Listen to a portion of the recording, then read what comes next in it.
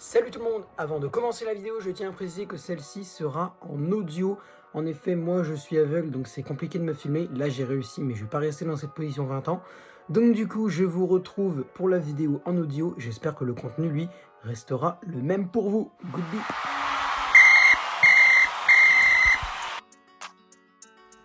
Yo tout le monde, c'est Ninjago NT. On se retrouve aujourd'hui pour une nouvelle vidéo. Alors aujourd'hui, je voulais parler de la saison 15. Je vais faire cette vidéo en deux parties. Pourquoi? Parce que je préfère attendre que tout le monde l'ait vu. Du coup, j'ai fait ça pour la partie 1. J'ai pris mon temps pour la partie 1. Et du coup, j'ai préféré prendre mon... Oui? Qu'est-ce qu'il y a? Non, je veux juste dire que c'est faux. Il avait juste oublié de faire la vidéo. Ça, c'est fait. Bon, je récapitule. Donc du coup, nous avons eu 8 épisodes de la saison 15 qui sont sortis cette semaine, lundi dernier sur Roku, sur France 4. Parce qu'en vrai, c'était sorti vendredi dernier, carrément, c'était sorti le 20 mai, c'est ça, le 20 mai. Le 20 mai. C'était sorti le 20... Oui, attends, oui, si, on est samedi là, donc c'était le 20 mai. Oui, c'est ça. Le 20 mai, donc le vendredi 20 mai, on a eu les 8 premiers épisodes de la saison 15. Et de toute façon, ça tombe bien, parce que je pourrais pas vous parler des épisodes 9 à 16, tout simplement parce que je ne les ai pas du tout vus en français, donc laisse tomber. Je les avais déjà vus avant le 20 mai, les 8 épisodes sur Amino, mais le 20 mai, je les ai tous revus sur France 4, parce que bah, cette saison 15, voilà, je vais en parler. Cette saison 15, alors, j'ai entendu certaines personnes dire... je citerai pas les noms parce que c'est même pas une critique en soi, dire j'ai entendu certaines personnes. Non, c'est juste comme ça, j'ai vraiment entendu certaines personnes dire que cette saison 15 était la meilleure. Alors personnellement, moi, c'est mon avis et merci de le respecter, et je le dis à certains. Cette saison 15 est très bonne. Après, de là à dire que c'est la meilleure, bon, peut-être pas non plus. Pour moi, de là à dire que c'est la meilleure pour moi, non. Après, vous avez votre avis, vous deux, voilà. Donc, cette saison 15, elle est très bien parce que on retrouve un côté un peu plus dangereux, un peu plus... Enfin, pas sombre, mais vraiment un peu, tu sais, du côté politique. C'est vraiment la politique dans Ninjago. Elle est... ils disent, ouais, mais il n'y a pas de politique dans Ninjago. Il n'y a pas de truc. Mais moi, je trouve que ça fait un peu politique, l'histoire du coup d'état et tout. Et le prince qui tue le roi parce qu'il n'est pas d'accord. Voilà, je vous préviens, il y aura des spoilers dans cette vidéo. Hein. Je vous préviens. De toute façon, j'ai mis ça dans le titre. Donc, si vous avez cliqué, c'est que vous êtes soit débile, parce que vous avez complètement oublié, peut-être... Voilà. Ça se trouve, je viens d'insulter des gens. Désolé, ça se trouve, je viens d'insulter des gens là qui n'ont rien demandé.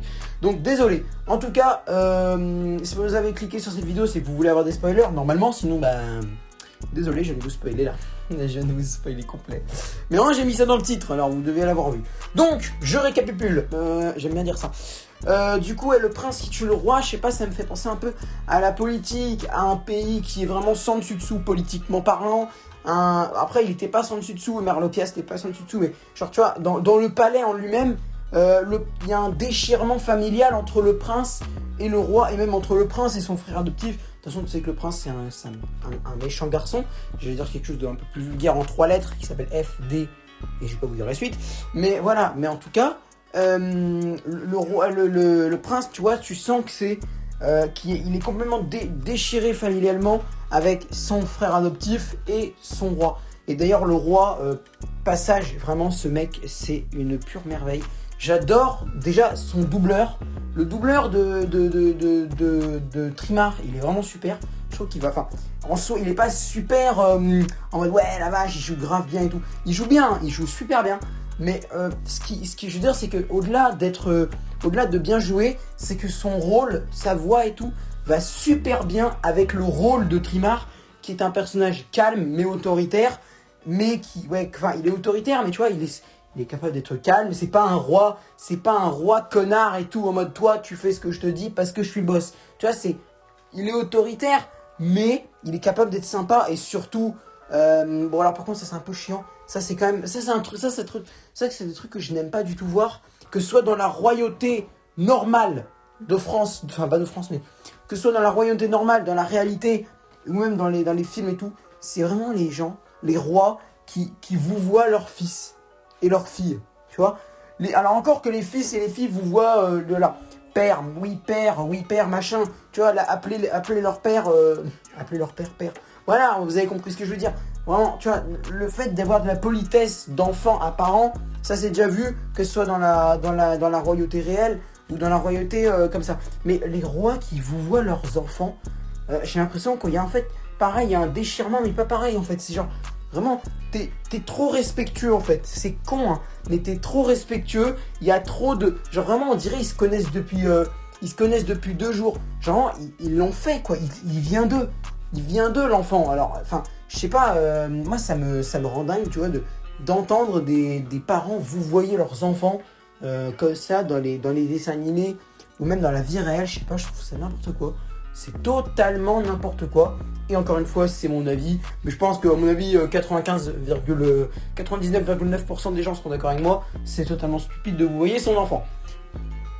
Passons. Donc en tout cas, cette saison 15, elle est parfaite. Quelques points à retenir quand même qui sont pas très bien. Je suis pas trop fan du générique. Je sais qu'il y en a beaucoup qui aiment bien le générique. Moi, je suis pas trop fan. J'aurais bien aimé voir une musique de The Fall. Enfin, en soi, le générique n'est pas mauvais. Hein. J'aime bien le générique. Le générique en lui-même, j'aime bien. Mais j'aurais bien aimé voir une musique de The Fall. Et ça, je suis un peu déçu. Et aussi, autre chose, parce que là, c'est pareil. Je veux entendre là, je sais pas quel épisode on est. Enfin, si, en soi, je sais. Mais il y en a qui savent pas. Là, je sais, là, on a vu les 172 premiers. Là, c'est l'épisode 165 à 172. Ok, d'accord. Mais pourquoi tu dis pas tout simplement épisode 172, l'histoire de Ben Tomar? Tout simplement. Pourquoi? En plus, c'est pareil, le précédemment dans Ninjago qui manque. Et aussi les trucs de 22 minutes. Cette fois, dans cette saison 15 là, c'est un peu surprenant. Mais je trouve que les épisodes de 11 minutes sont pas si... Là, ça passe. Alors, je dis pas que c'est le format que je préfère. Je veux voir du 22 minutes. Laissez-moi voir du 22 minutes. Mais dans cette saison-là, c'est pas... J'aime pas. Hein, j'aime pas avoir du 11 minutes. Mais c'est pas dérangeant, en fait. C'est pas que c'est chiant ou que c'est bien, mais c'est pas dérangeant. Dans la saison 11, qui était l'une des pires de l'histoire de Ninjago, et je suis pas le seul à le dire, là, c'est très dérangeant. Déjà, parce que tu vois, là, si on avait eu en 22 minutes, alors c'est sûr que ça aurait fait l'épisode le plus pourri de l'histoire de Ninjago. Peut-être. Après, c'est vrai que certains aiment bien le début de la saison 11. Hein. Mais en fait, ce que je veux dire par là, moi, tout ça, je ferai. J'ai déjà fait une vidéo pour parler de la saison 11, donc on va pas en reparler. Mais c'est juste, moi, ce que je veux dire, c'est que là, on parle du 100e épisode de Ninjago, et les mecs, tu les vois galérer à sauver un chat dans un arbre, alors que 2 épisodes avant, ils ont battu les censées pires créatures de l'histoire de toute Ninjago. Ça fait un peu bizarre quoi, parce que là on est vraiment sur du contradictoire. Les mecs ils galèrent à sauver un chat d'un arbre et ils défoncent les pires créatures que le monde de Ninjago ait jamais connu. C'est un peu contradictoire, je suis désolé. Et ben là en fait dans cette saison 15, tu vois, c'est pas forcément dérangeant. Franchement, les épisodes de 11 minutes que je disais, je sais pas forcément que j'aime bien, ni que je déteste, mais dans cette saison, ça ne m'en fout. Franchement, je m'en fous. Et le point noir, le plus gros point noir de cette saison 15, c'est les parents de Kai et Nya. Clairement, Rei et Maya, ils sont pas devenus chiants. Enfin, si, en fait. Rei, tu vois, en fait, de base, c'est un personnage ultra sérieux. Tu vois, enfin, pas ultra sérieux, parce que sinon, ça aurait été chiant aussi. Mais ultra...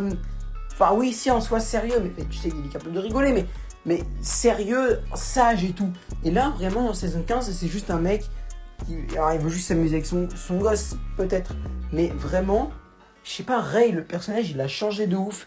Et surtout, Maya, c'est le pire. Maya... déjà, la doubleuse de Maya, très bien. Franchement, très bien. Ok, d'accord, ça me va. Tranquille, Pépère au KLM dans le carré VIP. Ça me va parfaitement. Vraiment, ça me... Ok, d'accord. Ça, je veux bien. Je l'avais déjà vu dans Boruto. Très bien, parfait. Juste, le personnage en lui-même, ses répliques. Enfin, ses répliques encore, ça va. Mais c'est...